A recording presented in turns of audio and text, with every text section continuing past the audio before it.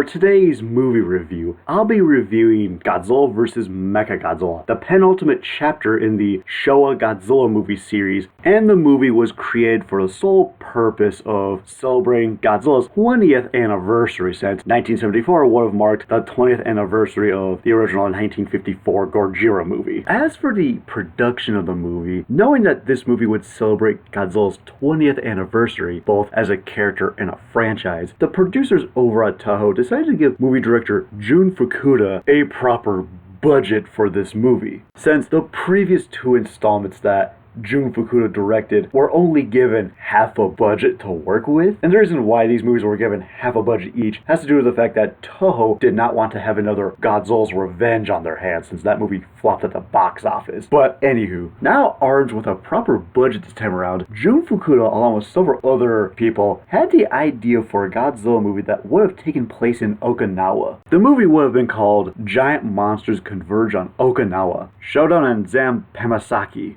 And the plot to this movie basically will have been like a combination of Ghidorah the three-headed monster mixed with Godzilla vs. Monster Zero. Just replace King Ghidorah and the Exilians with the Garuka aliens and their monster Garugan. Replace Rodan with Anguirus. Have the battle take place in Zanpamasaki, Okinawa as opposed to Mount Fuji. And replace the princess with a new character named Nami. And you basically got the general gist of what this movie would have been about. And as time went on, the script went back to the drawing board with tons of heavy revisions, since Toho Studios itself wanted to feature a different type of antagonistic villain, where the main villain monster this time around would be more threatening as opposed to the more comical villains of Megalon and Gagan featured in the previous two movies, and wanted the character to be a robot, since it would have been easier for the suit makers to make a robot character as opposed to a alien life form. And taking inspiration from both Mechanicon from the 1960s King Kong Escapes movie, along with Mazinger Z, along with several other super robots from various super robot animes of the time period, gave birth to Mechagodzilla.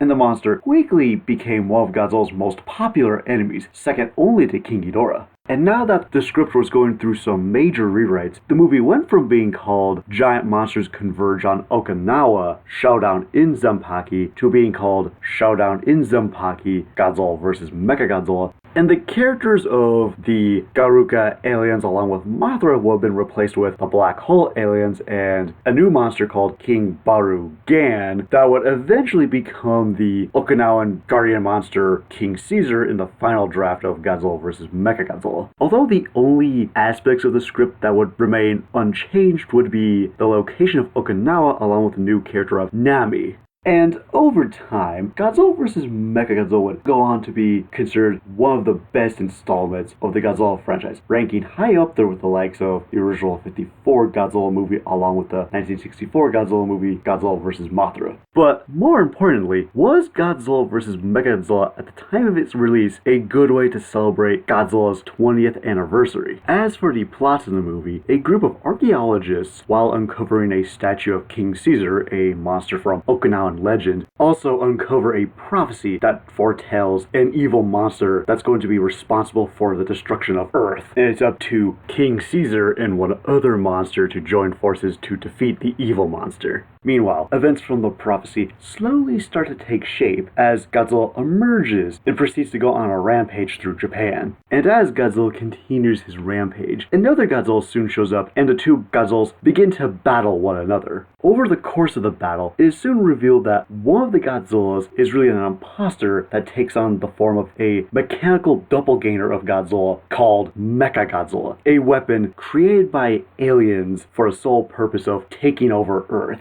And now it's up to the archaeologists to join forces with a science professor along with an Interpol agent in order to awaken the Okinawan monster King Seesar to stop the alien invaders once and for all. In terms of what I liked about the movie, I found that the movie's story this time around was handled a lot better in comparison to the types of stories that were featured in some of the previous movies. Because between movies like Godzilla vs. Hedorah and Godzilla vs. Megalon, these movies told their stories in a very simple way. But the way these stories were written were handled very poorly. As for this movie, on the other hand, the story is a lot more intriguing to follow and feels reminiscent to that of a mid-1960s Godzilla movie like Godzilla vs. Mothra or Ghidorah the Three-Headed Monster. And I found that the writing this time around was also handled a lot better. Case in point, the plot to this movie is yet another alien invasion story. And although we've seen that before plenty of times within the Godzilla franchise at this point, with the way this movie handles its alien invasion story, despite it being very familiar, they do add some new material to it to make it more fresh. And in some cases, this movie feels like a more refined version of Godzilla vs. Gigan in terms of how it handles its aliens, in that sense where the aliens have human disguises and have been on Earth for some time and want to take over Earth with their own monster. But here's the difference. With the aliens in Godzilla vs. Gigan, when you first meet these aliens, you already know that they're aliens right off the bat, and they handle things in a very over-the-top manner. With the aliens in this movie, when you first meet one of the aliens, you don't even know the character himself is an alien at first, until much later. And the aliens in this movie are a lot more subtle in terms of how they execute their plan. Even the way the final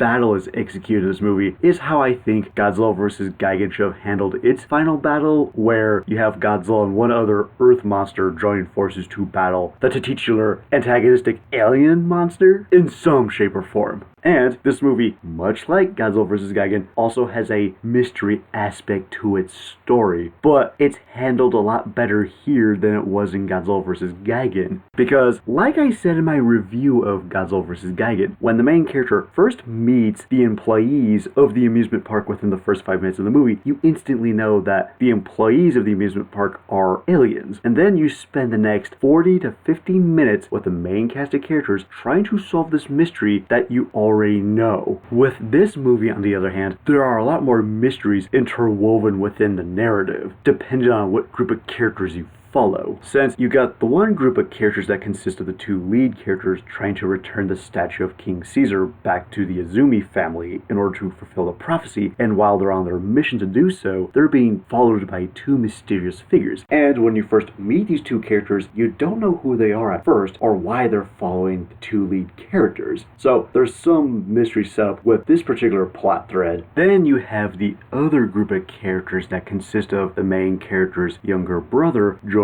forces with the professor and his daughter, trying to investigate the mystery behind Mechagodzilla. And while doing so, they discover that Mechagodzilla is made up of space titanium, in which the main character's younger brother happens to find in a cave, leading to that group of characters investigating that cave, trying to figure out what this cave has in relationship with Mechagodzilla. So, in short, this movie has a lot more mysteries that are more engaging to follow than the mystery that was presented in Godzilla vs. Gigan. Then, you have the way the human cast of characters are written for the story, because in the past few Godzilla movies that I reviewed, I never really brought up the human element all that much, because I found that those group of characters were really not that interesting, and out of 5 characters, only one of them mattered to the story, while the other characters were there just to be there. With this movie, on the other hand, there's a lot more characters involved, and in some shape or form, every single character contributes something to the overall story in order for the narrative to flow from start to finish. Like I mentioned before, you got the older brother and the archaeologist trying to deliver the statue of King Seesar to the Izumi family. Then you got the younger brother who's trying to help out the professor figure out the mystery behind Mechagodzilla, only to end up in the clutches of the aliens. Then you got Interpol agent Nakibara, who's trying to hunt down the aliens while at the same time helping out our heroes as their journey goes along. And then you got the aliens who are not only trying to take over Earth, but are somehow connected to every single group of characters, regardless of it's trying to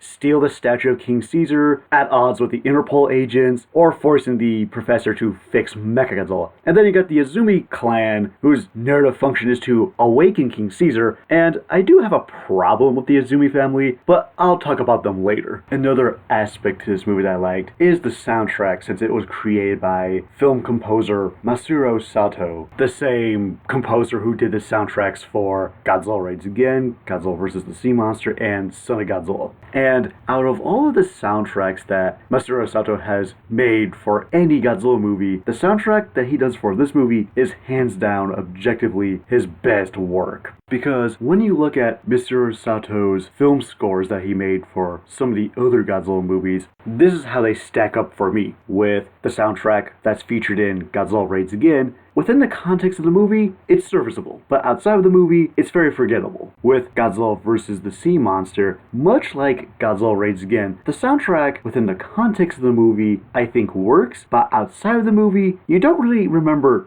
too much of it, with the exception of maybe one or two musical scores. With Son of Godzilla, not only does that soundtrack work well within the context of the movie, but unlike the soundtracks that we hear in Godzilla Raids Again and Godzilla vs. the Sea Monster, the soundtrack for Son of Godzilla is very memorable, to a point that the music you hear in that movie sounds more like the type of music you would hear in an episode of Gilligan's Island as opposed to a Godzilla movie. With the soundtrack that Masaru Sato composed for this movie, much like Son of Godzilla, not only does the soundtrack work extremely well within the context of the movie, but outside of the movie, it's just really memorable. In fact, it's so memorable that it's considered one of the best soundtracks not to be composed by a.k.a. Ifukube. Like, if I had to describe the soundtrack to this movie, imagine listening to some jazz music, but it's so energetic that it literally sounds like the type of music you would hear from a Saturday morning cartoon, and you basically get the soundtrack in a nutshell, in the best ways possible. And because of this, I think that this really shows how much Masaru Sato has improved as a film composer when it comes to making soundtracks for Godzilla movies. Another aspect to this movie that I liked revolves around the introduction of the Interpol organization. Because on one hand, this isn't the first time we've been introduced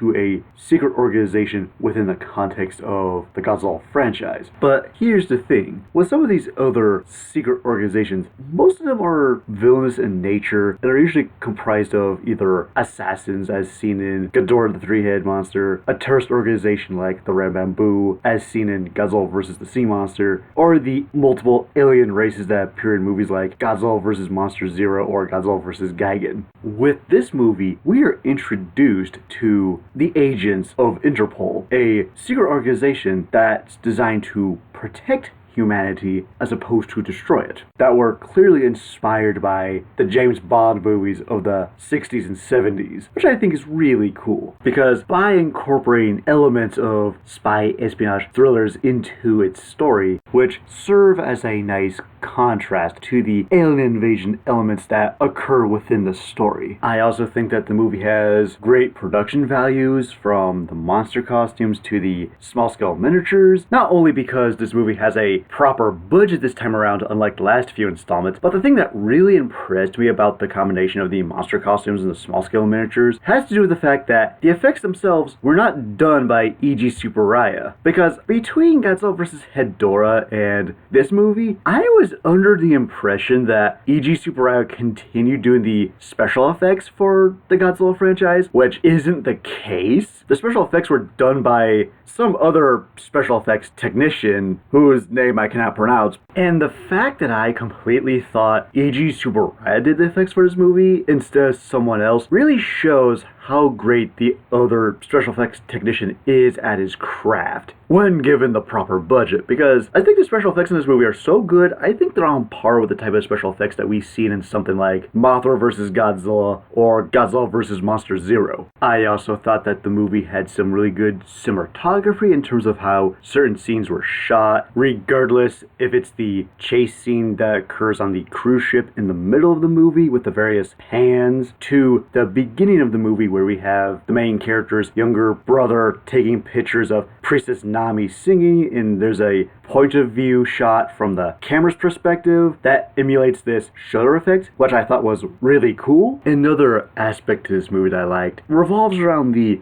monster roster that appears in this movie, since it's very reminiscent to the monster roster that we see in Godzilla vs. Megalon, in which we have two monsters that have appeared in a couple Godzilla movies before, and two new monsters that were created just for this movie. starting with the returning monsters of Godzilla and Anguirus, because you can't have a Godzilla movie without Godzilla. After all, he is the main character of this franchise, unless if we're talking about the 1998 movie, but I'm getting ahead of myself. Then you have Anguirus, who appears in the movie, who I thought was a nice addition to the monster roster, not only because this was meant to be a callback to some of Anguirus' previous appearances where he served as an ally to Godzilla in movies like Destroy All Monsters or Godzilla vs. Gigan, but I also think that maybe this was meant to be a callback to Godzilla Raids Again, which was the first Godzilla movie ever to feature Godzilla battling another monster, who just so happens to be Anguirus, which I thought was a nice touch, if that was the intention.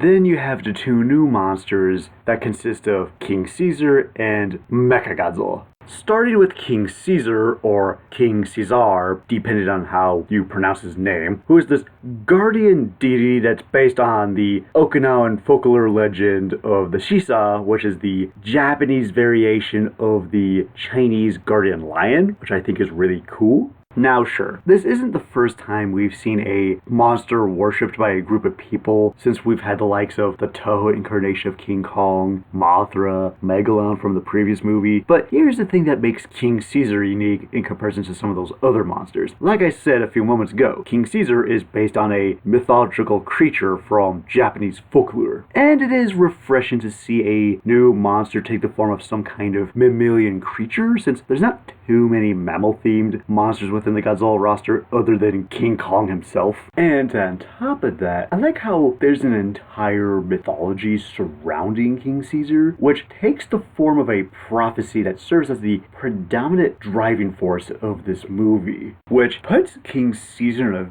very unique position in that sense where we get to know his backstory the best in comparison to some of these other monsters like Mothra and Megalon, meaning that he's more the central focus of the movie as opposed to Godzilla, which I'll get into later, but I thought King Seesar was another nice addition to this movie by taking a bunch of concepts that we've seen before but putting a new spin on it. Then you have the other new monster that takes the form of Godzilla's robotic doubleganger, Mechagodzilla. And what an awesome addition, not just to this movie, but to the franchise as a whole, because ever since this movie came out, Mechagodzilla would go on to become one of Godzilla's most popular enemies, second only to that of King Ghidorah, for the simple reason that Mechagodzilla is the franchise's first real giant robot. Now sure, you had Jet Jaguar in the previous movie who could program himself to become giant-sized, but Jet Jaguar wasn't giant-sized to begin with. Again, as I mentioned a few moments ago, he had to program himself to grow larger, whereas Mechagodzilla, on the other hand, was already Godzilla-sized to begin with.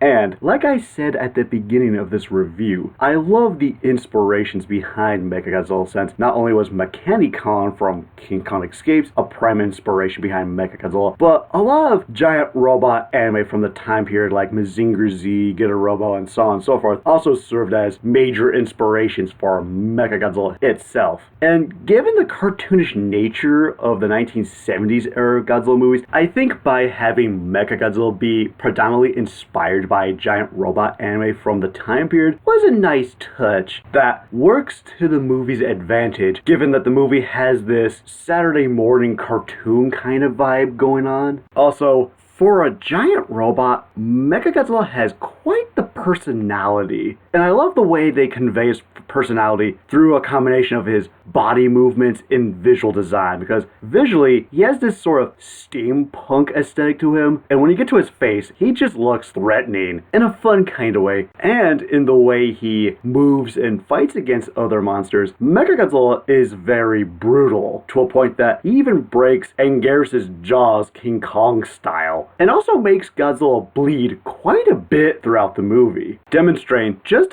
how threatening Mechagodzilla is as a character to both human and monster characters alike. And while on the subject of seeing characters bleed throughout the movie. I also love how this movie ramps up the gore factor in regards to seeing characters bleed throughout the movie, because before this, we never seen any character, no matter if it's the human or monster characters, bleed when they got into a fight. And before this, we've only ever seen Godzilla bleed in Godzilla vs. Gigan. That was only for one scene. In this movie, we see Godzilla bleed multiple times throughout the entire movie when he's battling Mechagodzilla. Like I said earlier, this is the way the movie is showcasing how threatening Mechagodzilla is as an opponent to Godzilla himself. And let's keep in mind, in the 4 movies that featured Godzilla battling King Ghidorah has never made Godzilla bleed in any shape or form. With this movie, this is Mechagodzilla's first appearance, and he's really the first monster to do this much damage to Godzilla. And I know I'm not the first person to bring this up, but anytime you do see the monster or the human characters bleed throughout the movie, it's literally like something you would see in Kill Bill or any Quentin Tarantino movie. Now, I have mixed feelings towards the next 2 aspects of the movie. The first aspect being the fight scenes themselves, because on one hand, you have the fight scenes revolved around the monsters, since the monster battles themselves are well made in terms of having good fight choreography, good cinematography, they're well edited, and have some kick-ass music playing in the background, and tonally, they're very energetic and over the top. And through a combination of these elements, I think it really makes the giant monster battles fun to watch, because of how cartoony they are in nature. Then you have the human fight scenes, which are on the other end of the spectrum, in that sense where the human fight scenes are poorly made since the fight choreography is really bad. There's tons of shaky camera angles throughout certain fight scenes. The editing is okay at best. There's no music playing in the background. And tonally speaking, the human fight scenes are very lackluster in comparison to the monster battles, which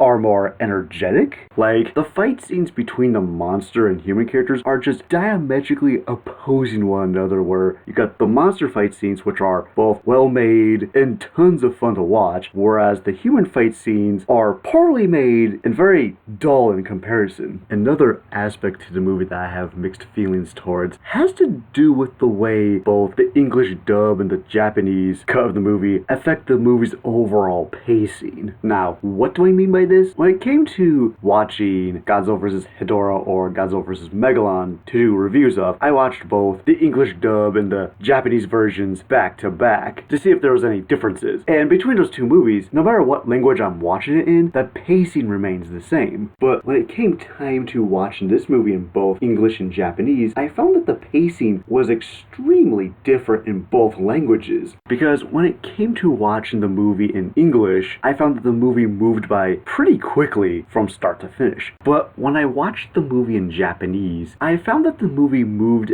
at a very slow pace, which made the viewing experience very tedious to get through, which I find to be very baffling because it's the exact same movie and they both share the exact same lines of dialogue. Yet, depending on which one you watch, the English dub goes by fast while the Japanese version goes by slow. Granted, growing up, I have seen this movie quite a bit in its English dub, so maybe it's just one of those things where I'm more used to the English dub as opposed to the Japanese version of the movie. And unlike Godzilla vs. Hedorah and Godzilla vs. Megalon, the story this time around is a lot more sophisticated, so maybe that's why the pacing felt so different between the English and Japanese cuts of the movie. For me, at least. And while on the subject, if you're wondering how the English dub is in comparison to the Japanese cut of the movie, I actually think the English dub is pretty good, with the exception of 2 voice actors who might not give the best line deliveries. So, long story short, it's actually one of the few times I would recommend watching the movie in its English dub, because not only does it make it easier to understand what's going on within the story, but it also makes the movie move by a lot faster. Now, in terms of what I disliked about the movie, honestly, the first problem that I have with the movie is more of a nitpick, that being a point near the beginning of the movie where you have the priestess Nami, who suddenly has a vision of the future, seeing death and destruction caused by a monster. And within her vision, she sees King Ghidorah as the one that's responsible for the destruction of Earth. And here's the thing, on top of that vision using stock footage from a movie that featured King Ghidorah going on a rampage, it's also misleading, because Ghidorah himself does not appear in the movie whatsoever. and it doesn't really make sense. Like, why have a vision revolved around King Ghidorah? Like, would it have made more sense if the priestess had a vision that was revolved around Godzilla going on a rampage as opposed to King Ghidorah? Like, that would have made more sense to me. Now, sure, one could view this usage of King Ghidorah stock footage as a nice callback to Ghidorah the Three-Headed Monster, the previous anniversary film for Godzilla, but as it sits, having the priestess having a vision about King Ghidorah makes no sense within the grand scheme of things. Actually, I lied, because the more I think about it, I have another nitpick with the movie revolved around the special effects. Because there are certain points in time where you see the monsters either jumping or being tossed by Mechagodzilla, and you can see the strings pulling the costumes, but honestly, they're only on screen for a couple seconds at a time, and the rest of the production values from the costumes and the small scale miniatures are so great that you'll barely even notice the strings, even when you do see them. Another nitpick I have revolved around the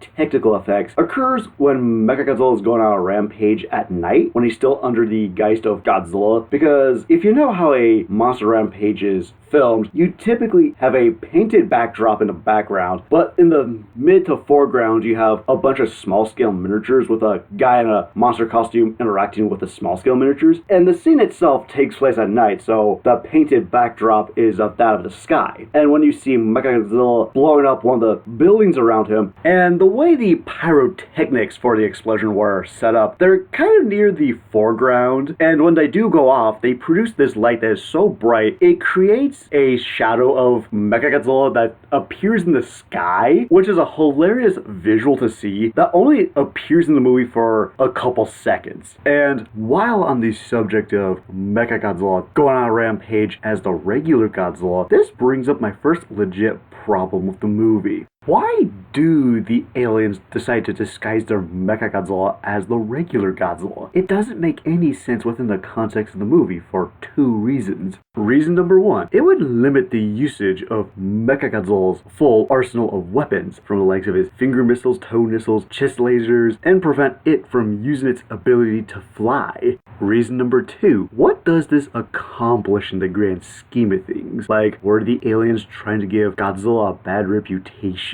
Because as it sits, Godzilla has a very shaky relationship with the people of Earth, since Godzilla has gone from being a bad guy to becoming a good guy around this point in time within the Shōwa Godzilla movie series. So by having the aliens disguise Mechagodzilla as the regular Godzilla is just really impractical in the grand scheme of things. And while on the subject of the regular Godzilla, the next few problems I have with the movie in some shape or form revolve around Godzilla himself. The first problem that I have with Godzilla is the way he makes his grand entrance within the movie. And the reason why I bring this up, throughout the Shōwa Godzilla movies, once in a great while, Godzilla has been known to make a very unusual entrance within his own movie. One of the biggest examples revolves around Godzilla's entrance within the 1964 Godzilla movie Godzilla vs. Mothra, since Godzilla literally bursts out of the ground. I myself never considered his entrance within that movie to be unusual, since a few scenes beforehand we see the evil businessman draining that part of the ocean, and when we do see Godzilla bursting out of the ground, if you pay attention to his surroundings, there are several beached boats surrounding him, so I think what happened was maybe Godzilla was sleeping at the bottom of the ocean, and it just so happens that the businessman drained that part of the ocean, allowing the sand to cover him, eventually leading to him to wake up and burst out of the ground. That one I can make sense of. With this movie, on the other hand, when Godzilla first makes his grand entrance, it makes absolutely no goddamn sense. Now, what do I mean by this? Let me set up the scene. Mechagodzilla, while still under the geist of the regular Godzilla, is on his initial rampage in a factory setting. We see Mechagodzilla about to destroy this one building. All of a sudden, flashes of blue light start emitting from this one building, and moments later, Godzilla bursts out through the roof like a gigantic jack-in-the-box, ready to challenge the imposter Godzilla. And let me repeat that. Godzilla makes his entrance in this movie by popping out of a building like a jack-in-the-box. How or why he was in that building to begin with is a question that will never get answered. And for that alone, I consider this to be Godzilla's most bizarre entrance in any movie from this time period. And this leads into another problem that I have with Godzilla within this movie. He doesn't have too much screen presence within his own movie, because Godzilla only appears 3 times throughout the entire movie. The first time we see him is roughly around the half-hour mark of the movie, and then we see him again around the 38-minute mark of the movie licking his wounds from Mechagodzilla, and Godzilla doesn't appear again until the hour and 11-minute mark of the movie. So I feel that in between that 38-minute mark of the movie and the hour 11-minute mark of the movie, we should have seen a scene of Godzilla waking up, fully energized, and swimming off to fight Mechagodzilla once more. As is, his screen time in this movie is very lacking, which leads into another problem that I have with the movie. Despite the movie being called Godzilla vs. Mechagodzilla, the movie itself is not really about Godzilla. It's more about the humans trying to fulfill the prophecy that's revolved around King Seesar than Godzilla, which I find to be really bizarre considering the fact that Godzilla vs. Mechagodzilla is meant to celebrate Godzilla's 20th anniversary, both as a character and a franchise. But here's the thing, if Godzilla vs. Mechagodzilla is meant to celebrate Godzilla's 20th anniversary, shouldn't the movie be about Godzilla and not King Seesar? And while on the subject on stuff revolved around King Seesar, what is the relationship between the aliens and King Seesar? Because as the movie sits, you have the aliens who are trying to do everything in their power to prevent the humans from awakening King Seesar in some shape or form, like trying to steal the statue based on King Seesar, or taking Priestess Nami and her grandfather hostage at the shrine. And my problem with the relationship between the aliens and King Seesar is that it's never explained. Like, why do the aliens have such an interest in King Seesar, and how do they know about King Seesar? Because as the movie sits, they somehow, one way or another, know about King Seesar and know that they have to stop him before he awakens. And much like Godzilla's big entrance within this movie when he pops out of a building like a jack-in-the-box, this movie is asking questions about the relationship between the aliens and King Seesar that's never gonna get answered. Another problem that I have with the movie is a problem that many other people have brought up before, that being the musical number that Priestess Nami sings in order to wake up King Seesar. For a couple reasons. Reason number one, there's no build up to this musical number and it just comes right out of nowhere. Second, it goes on for a full 3 minutes, and I don't think the musical number needed to be that long to begin with. Like, if that musical number was maybe 1.5 minutes, I think that would have been fine, but as it is, a full 3 minutes, way too long. And now that I think about it, this leads into another problem that I have with the movie, and it's revolved around the relationship between the Azumi family, that predominantly consists of Priestess Nami and her grandfather, and their relationship to King Seesar. Because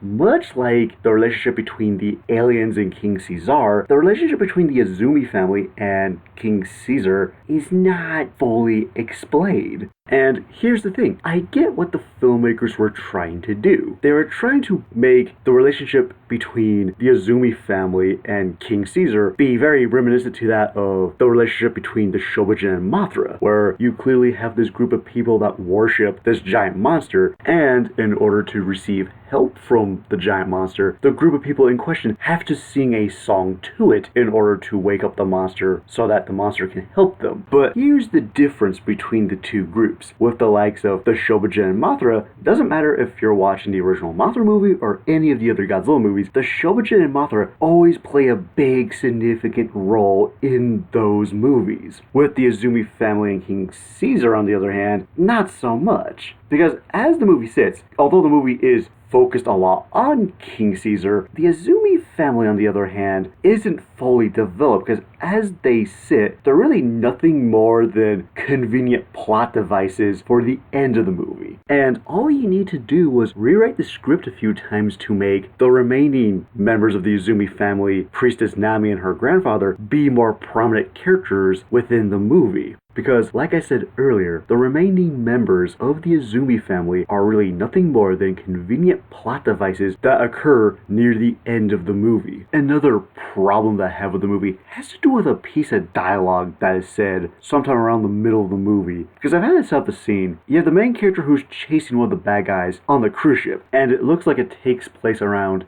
10 to 11 o'clock in the morning. A few moments later, the Interpol agent arrives, casually shoots the bad guy. He approaches our hero, talking about how it's a beautiful night for young love or something, which makes no sense because the scene itself took place during the day, yet why did he say it was a beautiful night? Was the scene supposed to take place during the night? If so, the filmmakers failed to convey that idea, that the scene itself took place over the course of one night. Another problem that I have with the movie revolves around the aliens themselves in terms of their overall visual aesthetic. Because for a good chunk of the movie, they just look like regular people. But then, as the movie progresses, it turns out that the aliens themselves are really a intergalactic species of primate. And I got two problems revolved around the aliens looking like apes. One, it doesn't really contribute anything to the overall narrative. Second, when we do see the aliens in their ape form, we only see it when they're dead and not alive, which I feel is a grave missed opportunity for the usage of that ape makeup. Like, wouldn't it have been cooler to see the main heroes while they're at the aliens' base of operations interacting with the aliens in their ape form as opposed to their human form? As it sits, the aliens being a species of intergalactic ape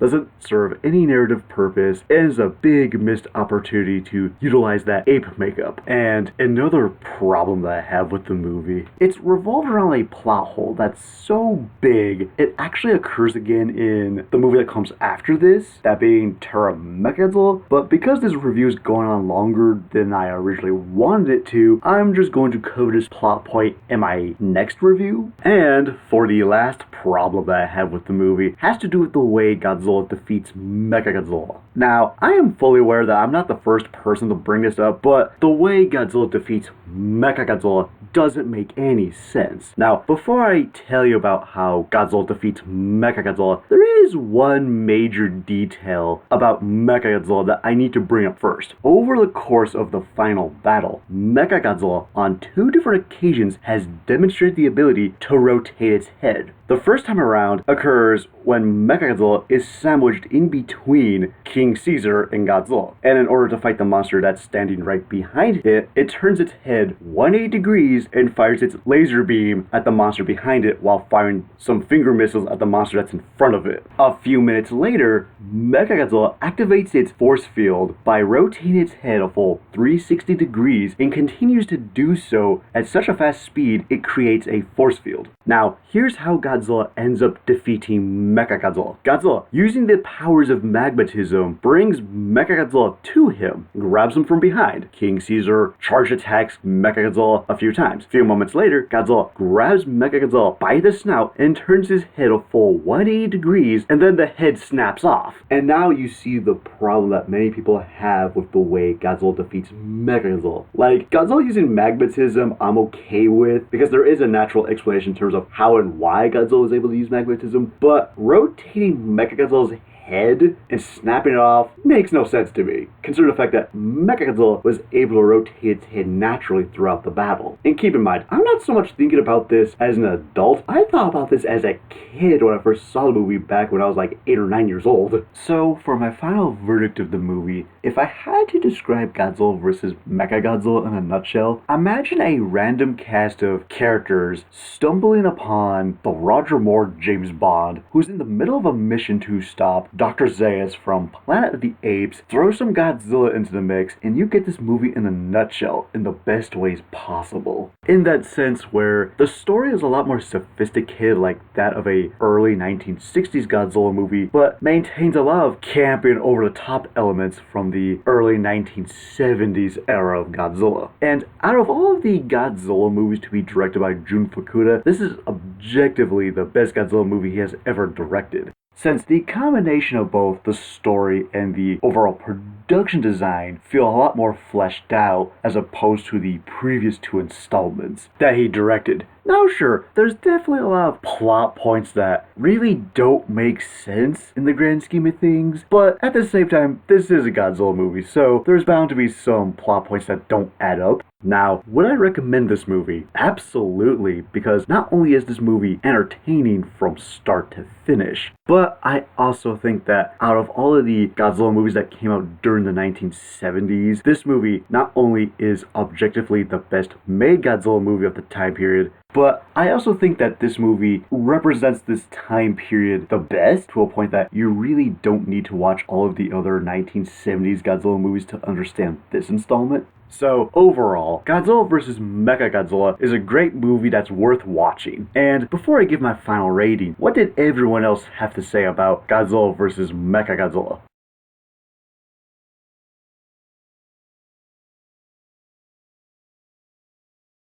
So it looks like the movie got good to average reception, which I find to be very surprising. But anywho, for my final rating of Godzilla vs. Mechagodzilla, I give it a 4 out of 5. So, do you think Godzilla vs. Mechagodzilla was a great way to celebrate Godzilla's, at the time, 20th anniversary, both as a character and a franchise? And see you later.